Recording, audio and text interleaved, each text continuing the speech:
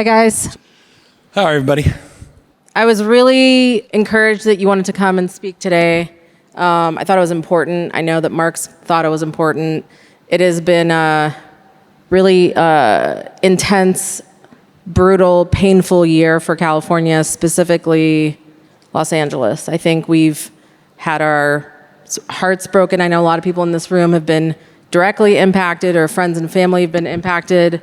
And I think right now everyone's sort of having a deep soul-searching, crisis of like, what do we do from this moment in terms of rebuilding and future-proofing California and Los Angeles? So we'll start with an easy one for you.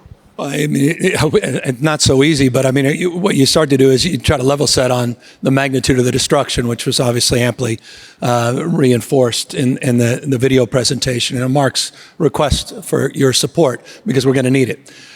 Today I'm down here announcing that we just finished record-breaking time, phase 1 of the hazardous waste debris removal. We were able to achieve that in less than 30 days. We're concurrently working on phase 2 of the debris removal with the Army Corps of Engineers, and it's our goal to start seeing construction on homes. I was with a young lady who was with her architect in Altadena just last week, already getting permits to start construction on her home in the next few weeks. Our mindset is around intentionality. Our mindset is to address all of the regulatory thickets. I waive the Coastal Act. We waive CEQA. We are working hand in glove with the city and county on the permitting frame. We've done 19 executive orders, and we're working very collaboratively with the Trump administration to make sure that we have support not only for the debris removal and for the reconstruction, but to make sure that we're prepared in the future with the kind of redundancies that are required, the kind of resiliency that is now self-evident and recognized as an imperative, and to make sure that science is behind the rebuilding, climate is considered behind the rebuilding, and whatever we rebuild is insurable, and that we not only build back, but we do with the kind of robust energy and creativity that this region is known for. And so that's the focus, and so far we're hitting on our goals, and we continue to have more stretch goals in terms of trying to do everything in our power to get this community back on its feet. Governor, it's part of why I wanted you to come and have this conversation is the overall sentiment of our community is I would say, depressed and frustrated. And why is it that you or the state of California don't get credit for the things that you're doing? Like, why is it that what you're sharing, lands, but the overall sentiment is still... Well, it's hard. I mean, look, it's 24-hour Trump derangement, sure, and California derangement syndrome.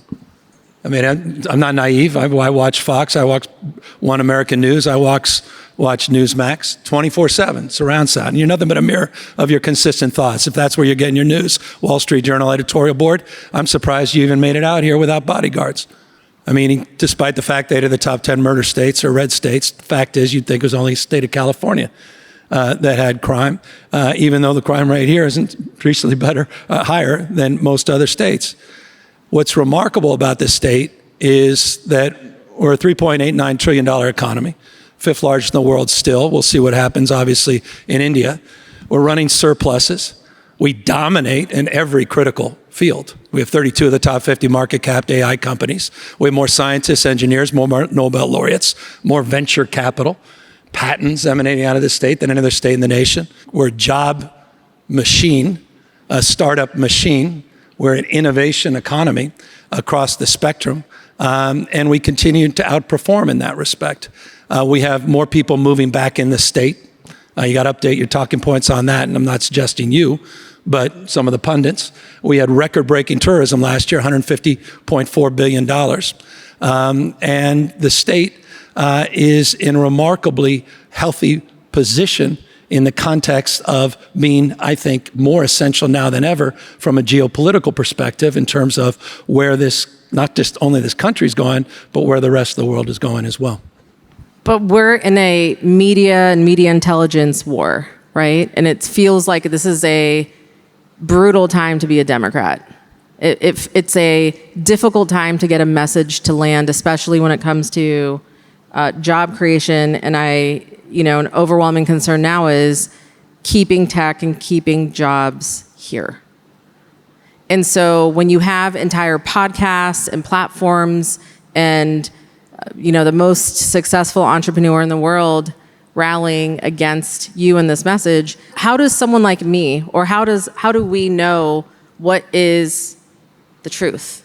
Well, and the truth is the truth. I mean, the fact is you have more Fortune 500 companies in California than in over a decade. We have literally more Fortune 500 companies since 2014. Fact. We have half of the unicorn companies in the United States of America. Fact. They're objective truths that are just self-evident. The reason we have more scientists, engineers, more Nobel laureates is we have the finest system of higher education on the planet. Fact. Caltech down here, the partnerships, JPL, the work that we're doing on research and development is second to none. There are a lot of folks, including the person you reverence, Elon Musk, that loves attacking California, but it's not lost on me. He's increased by tens of thousands of jobs since he, quote unquote, moved out of the state of California to Texas. He's added jobs in the state of California, and he moved his world headquarters for his R&D at the old HP Enterprise site in Palo Alto, because he couldn't get the talent anywhere else. There's a reason AI is dominating. The super talent is concentrated disproportionately in the state of California. All objective truths. There's a reason we're number one in foreign direct investment, number one in two-way trade. Fact. There's a reason for all of those things, and those are truths that, despite what may come on front page news of, again, or whatever the tweet or headline of Breitbart, we just have to counter, but it's an asymmetrical thing, no doubt about it. But I'm pretty damn proud of this state. I'm also not naive about it. So you go, well, there's homeless. Well, homeless went up 18.13% across the rest of the country. It close to doubled in Central Florida. You didn't probably know that or read about that.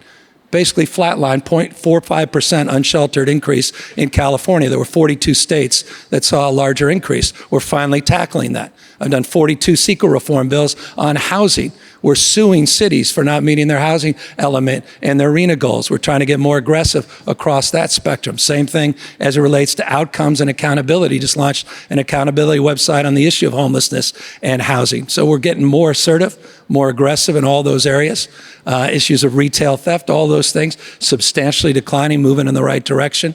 So there's a lot of good things to be excited about, including, by the way, just launched, we had a whole regional economic summit, the other side of town, East LA at their community college, and we just launched the most comprehensive, 3 years in the making, bottom-up, 13 regions, economic and workforce development strategy for the state, focusing on 5 critical areas that we are backing up with hundreds of millions of dollars in grants and tax credits that we announced today, specifically in the issues of ag tech, in areas of life science, a semiconductor space, and then notably, I think for the purpose of importance of this conference discussion, in the area of satellites, areas of defense and space, where we continue to make real progress in space, from Mojave down to Space Beach in Long Beach, to obviously what's going on in Vandenberg and new partnerships with Vandenberg, new MOU with Vandenberg specifically, new workforce partnerships, as well as partnerships with NASA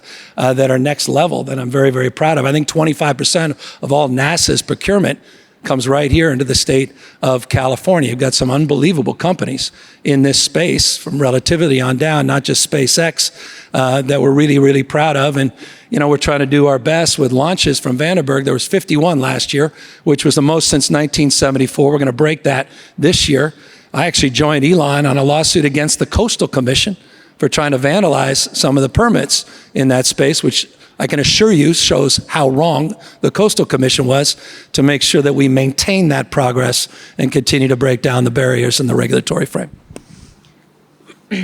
The question I have for you is, it's undeniable that the mood within venture and startups, I myself was recruited and invited to more Trump and Republican events than I've never been invited to any of those events up until the past year. And now many people in my life have either re-registered as an independent, or they simply voted Republican this time. And so it's hard to ignore that when you go on X, you see notable founders that, I've looked up to and respect have now just they've taken massive issue with both California and the way in which we interact with our business community here. Like, how do we resolve that? Well, or do we? I don't know that you can resolve so there's substantive issues that one has to acknowledge, and I've been one of the big critics of some of the world that we invented get in the way of permitting and progress as it relates to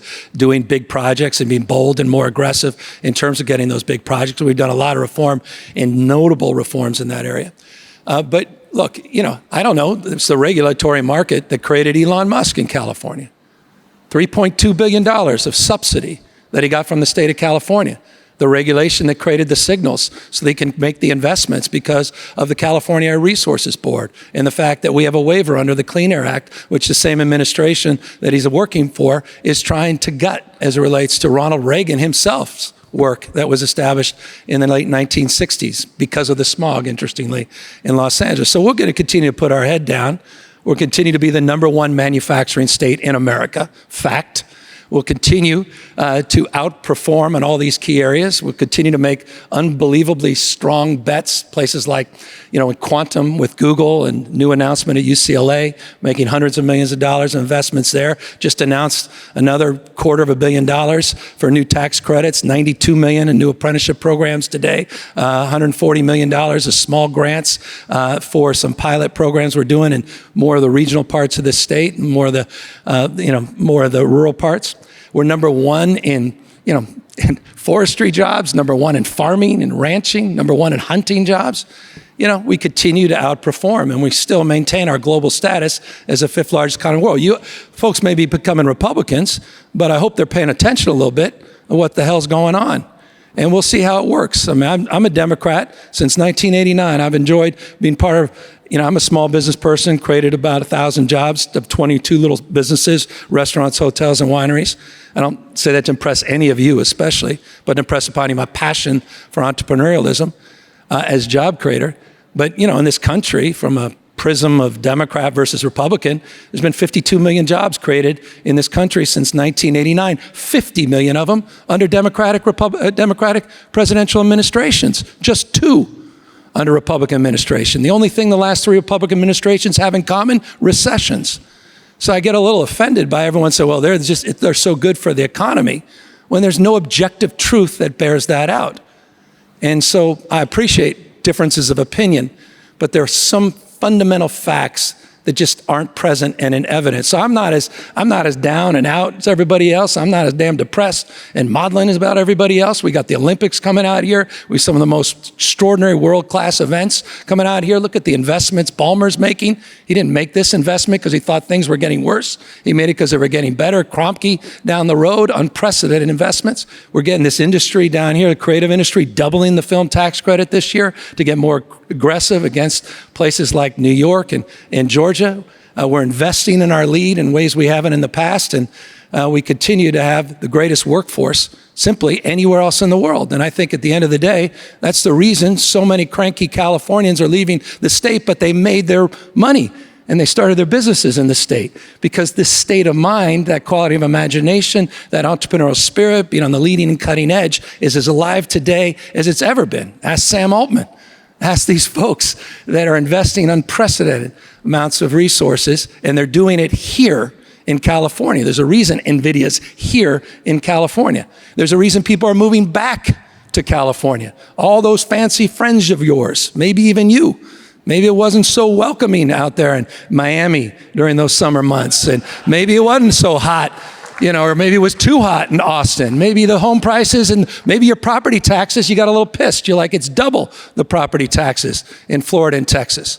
And maybe you realized, as you should, that taxes are not high in California. They're high for you, 1%, but for the vast majority of Californians, they pay lower taxes in California than they do places like Texas. So please adjust your talking points on this being a high tax state. It's a high tax rate for you, me, and many of us in this room, but not necessarily for the middle class. 60% of the middle class in this state pay less taxes than 32 other states. There was a report just came out yesterday. Fact, objective truth. So I'm proud of Tesla happening here in California. I'm proud of SpaceX happening here in California. I'm happy to see what Relativity is doing down the block. I'm proud of the work that was happening with all of these AI investors in this state. And I have a state of mind of a little bit more optimism. I hope you could find a little of that as well. Or, and fine, Alabama's an interesting state, and Mississippi maybe that may be your jam. And I don't mean to knock you, but I'm just saying I think you're leaving a little on the table in terms of opportunity. That's my humble opinion. And again, I don't mean to knock those states.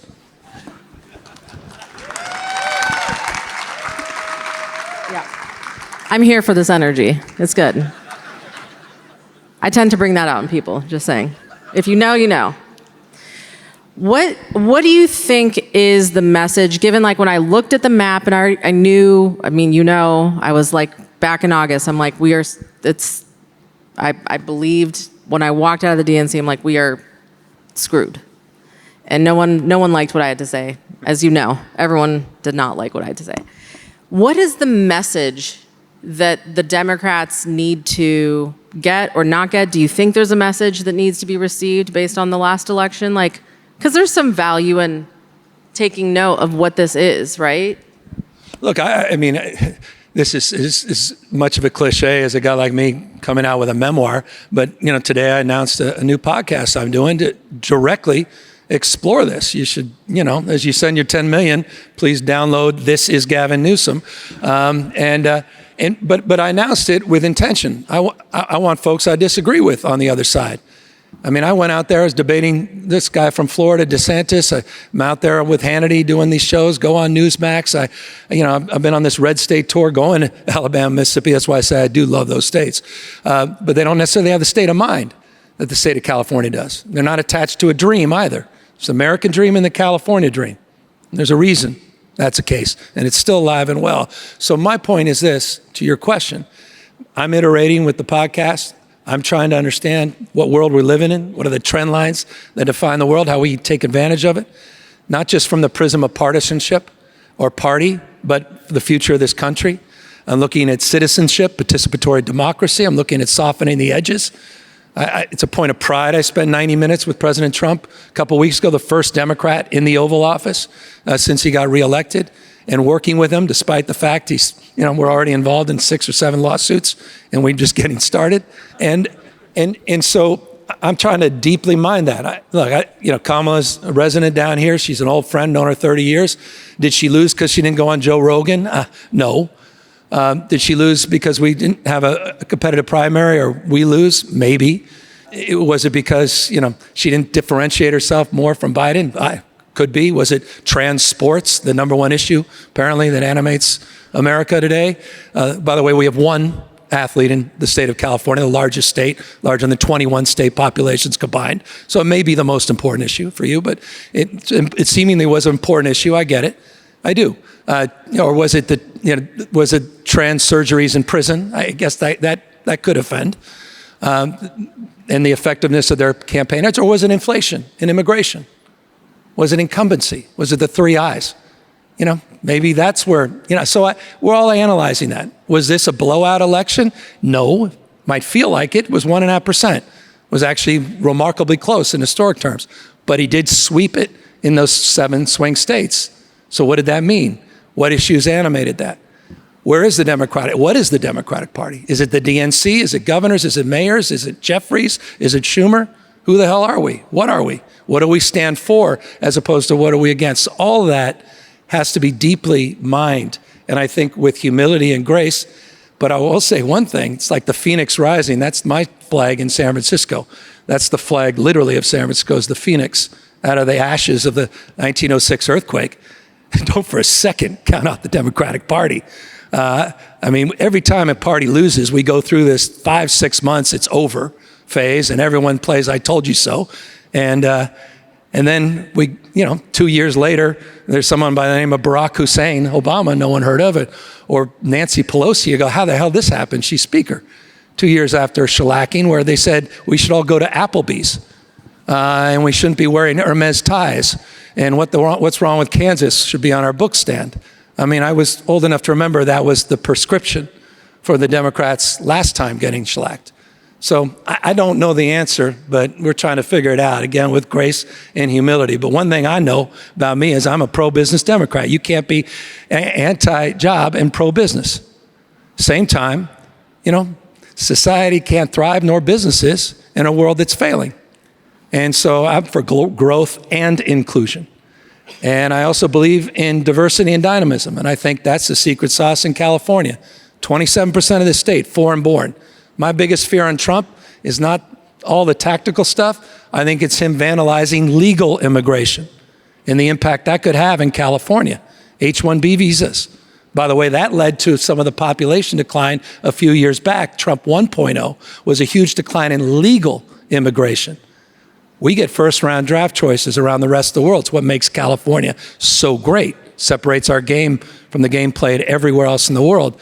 That's my biggest fear currently in the conversation we're having, and I don't think that's a pro-business agenda to deny the capacity to get the best and the brightest from around the world that define, I think, the greatness of venture capital, innovation, and entrepreneurial spirit in California.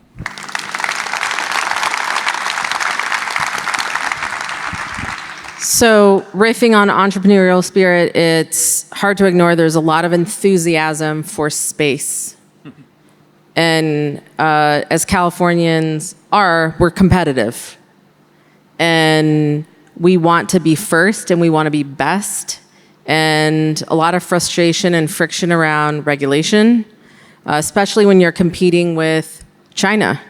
And so what can we do? I know there's a lot of investors and GPs in this room that are investing in this sector, both from a defense, security, innovation perspective. And so what are we going to do to move forward this race that we're in, not just with ourselves, but with other countries and specifically China? Well, that's why we signed the memorandum of understanding between the state and the local community to address some of their concerns with Vandenberg, which was an important partnership. That's why I noted 51 launches just in the last year, which is record for us since the 1970s, and we're going to eclipse that again. Just made the point as it relates to, we refer to as Space Beach for a reason. What's happening in Long Beach, you got a great mayor down there. They're being very intentional and aggressive as it relates to all the things that are being built and designed there. The Mojave, everything's being blown up there. And so this sort of space triangle that we've created. My job, and that's why I told you about the Coastal Commission, where I've had issues, is to keep a lid on some of the regulatory stress. We created and noted today that I just finished this conference, told you there were 4 key pilot areas that we're focusing on as satellites in particular, national security space more broadly, and the aerospace defense, but notably space specifically. And we've created new teams at a government of GoBiz, with GoBiz, California's economic development agency, specifically to address your needs. And having just sent a couple hundred CEOs cell phones with one number programmed into it, my cell phone, if you need it, you should call me. If you need something related to all this, we want to help. I don't want you to be wasting $200,000 a month on a damn permit expediter and all the BS in that space. Let us know what you need to fix. So often it's local issues, not just state issues. But if we can help with the state issues and then force function the locals, that's our job. And again, we have oriented our economic development strategy in this space. And I'll close on that. The state has completely, radically transformed our procurement. We did DOGE before this DOGE thing was even around. It's called ODI, Office of Digital Innovation. And we brought the private sector in. We've got new platforms like engaged.ca.gov as it relates to participatory frameworks and democracy. But RFI2, this new iterative procurement to test technologies and blow up the old RFI, RFQ, RFP system. So that's, by the way, why we lead on technology for fire suppression and weather forecasting. It's why TechnoSilva is doing a lot of that in the AI space. It's why FIRIS and our threat assessment centers. It's why we have partnerships with some well-known defense contractors, all in this RF2 space. So I encourage you to take advantage of that, learn more about it in the context of some of your investments and knowing your entrepreneurs can iterate with the state of California with this sandbox engagement. We never had that in the past. This is new for our state. It's a very exciting space. Wish we had more time, but we have one few minutes left. in terms of your legacy, and I know there's a lot of discussions and expectations of what you do next or what you don't do next, but what do you want to leave? To get a job on Fox so I can try to soften the edges. I mean, that's not a bad idea. Depression. Jesus, sorry. Listen, we need to sort of, I think probably everyone needs to sort of reach across the aisle at this point, because otherwise this is what it is. That's what happens. But because you seem like you want to cross the aisle. I mean, I like crossing aisles. So like, what's going to be your legacy? Are you going to be the governor and Democrat for us that is? Yeah. Look, that's fate that's going to be determined. I think folks are literally independently trying to get rid of me for the 7th time in 6 years as governor as I speak. Does it hurt your feelings still? Well, it should if I'm human, but you can lack empathy and compassion and humanity and say it doesn't, but I'd be lying. Yeah, of course. I got kids. I work my ass off. I care about this state, deeply care about the state. I don't like when people attack this state. Take it personally. It's not because I'm the future ex-governor. I love this place. Jesus, I love it. I hate the crap that I hear and read. And so no wonder half of you believe some of this stuff. Some of it's legit. Homeless encampments are out of control. They're unacceptable. I agree with you. And by the way, we just threatened the big 13 mayors saying we're not going to provide another damn dollar unless we see them cleaned up. There's certain basic things we agree with. The housing imbalance here is out of control. That's why I'm suing cities like Huntington Beach and all these other damn cities that aren't doing their job, that are contributing to the problem. But there's so many wonderful things. And so that includes, by the way, all of you. So thank you for being here. You had a lot of places to be. It wasn't just because of Mark, though he's fabulous. I imagine it's because you see opportunities here. You haven't given up on this place. And so I'm grateful that you took the time to be here. And, my job is to make your job a little easier. I gave you my cell phone, so don't say I didn't offer something. And my commitment to you, it's not a legacy, but it's a legacy of being more intentional, recognizing California needs to step up its game, recognizing that Democrats need to be perceived and practice much more of a proactive engagement with the private sector, that we need to be more participatory in reaching out to people we disagree with, and we need a little more humility to recognize that we did get our asses kicked in this election, not as badly as I suggested earlier as some may perceive. And with humility, we need to recognize where we fell short. We need to own up to that, and we need to meet people where they are, and we need to emphasize the things that matter most to you. And I think we have an opportunity to do that, not just as a state, but as a party, in the spirit of your question going forward. Tune in next week to This is Gavin Newsom. Was there a call to action for this room for you? Well, my call to action is... Because we got a lot of people in this room, and I know a lot of you. Some of y'all are naysayers. And it's hard not to be right now. It's hard not to be conflicted. Tell us what your ask is. As I said it earlier, you're nothing but a mirror of consistent thoughts. Whatever you focus on, you're going to find more of. You want to be depressed, all the time, have at it. You want to just color in and everything is wrong and make it 10 times bigger. I guess you can do that. I'm not naive about all that. That's why I watch Fox more than Trump probably watches Fox. I'm not stupid. I'm open argument, interested in evidence. But if you're open argument, this is my call to action, and interested in evidence, I'd like you to sort of take a little reset and, travel from, the north coast of California, the great redwoods, the sequoias, and, central part of the state. The coast, not of California, just central California. Some of the most dynamic, fastest growing part of the state. Fresno, Bakersfield, Merced. For people that dismiss that high-speed rail because there's tumbleweeds out there and it's a train to nowhere, that's offensive to the good people out there in the Central Valley. A lot of remarkable things happening. I hope you take a look at that part of the state from investment opportunities as well. And don't ever count out LA. This place, like that Phoenix, is going to come back rising and roaring. And I assure you, you'll see evidence of that in the next year and two. and we'll be ready for a next level, eat your heart out Macron Olympics in 2028. And so my call to action to you is keep the faith for this great state of California. Thank you all very, very much. Thank you.